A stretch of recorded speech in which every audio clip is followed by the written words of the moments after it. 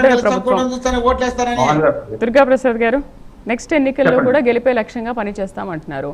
Next seat మాదే, vote మాదే అని చాలా కాన్ఫిడెన్స్ గా మాట్లాడుతున్నారు కదా. అంటే ఎలా ఎలా ఏ విధంగా మాట్లాడుతున్నారు? అంటే అది ఓవర్ కాన్ఫిడెన్స్ అనుకుంటున్నారా, లేకపోతే మీకు ఉన్న నమ్మకం ఆ ప్రజల మీద? ప్రజల మీద నమ్మకం ఉంది కాబట్టి మాకు 124 సీట్లు ఇచ్చారు. ఇప్పుడు వచ్చే ఒక నెల రోజులు 2 నెలల్లో మనకి స్థానిక ఎన్నికలు కూడా రాబోతున్నాయి. పంచాయతీ ఎన్నికలైతే కానీ, మున్సిపల్ ఎన్నికలైతే కానీ. నిజంగా ఈ 2 సంవత్సరాలు ఆయన చెప్పినట్టు మా పాలన బాగోకపోతే వాళ్ళు ఎక్కువ సీట్లు తెచ్చుకుంటారు, మా పాలన బాగుంటే మేము ఎక్కువ సీట్లు తెచ్చుకుంటాం. అంతే కదా మేడం. ఇప్పుడు ఎవరైనా, ఇప్పుడు మీరైనా నేనైనా ఓటు వేయాలంటే ఎవరు బాగా చేస్తున్నారని చూస్తాం. మీరు ఇప్పుడు వాళ్ళకి వేస్తారు, బాగా చేయకపోతే ఇంకోళ్ళకి వేస్తారు. ఏముంది, వెస్ట్ బెంగాల్ ఉంది మేడం, అక్కడ ఎందుకు వేశారు? మమతా బెనర్జీని కాదని 15 సంవత్సరాలు ఎలా సేమ్ జగన్మోహన్ రెడ్డి గారు కూడా అదే రకంగా ఇక్కడ ఉంటే ఇదే పాలన వస్తుందని చెప్పి ఆయన పక్కన పెట్టారు. 11 సీట్లకి పరిమితం చేశారు. ఒక టీఎంసీ ఎలాగో మన ఆంధ్రప్రదేశ్ కి వైఎస్ఆర్సీపీ పార్టీ కూడా అంతేనండి. ఎందుకంటే ఒక్క వ్యవస్థ కాదండి, అన్ని వ్యవస్థలు నాశనం చేశారు. ఒక ఎడ్యుకేషన్ సిస్టమ్ కూడా నాశనం చేశారు. దానివల్ల నేను ఒక లా డిగ్రీ పొందడానికి 2 సంవత్సరాలు లేట్ అయింది మేడం. నేనే ఎగ్జాంపుల్, ఎవరో ఒక వ్యవస్థ కాదు మేడం, ప్రతి వ్యవస్థ.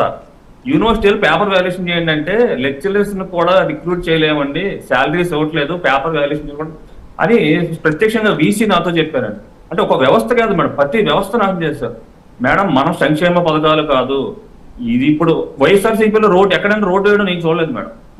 ప్రజలకి నిత్యంగా ఏం కావాలి? రోడ్డు, వైద్యం, ఆరోగ్యం, వైద్యం, ఇది ఎడ్యుకేషన్. ఎక్కడ వేయకుండా ఉండరు కదండి. ప్రభుత్వం 5 ఏళ్ళు పాలించినప్పుడు ఎక్కడ రోడ్లు వేయకుండా ఉండరు కదా.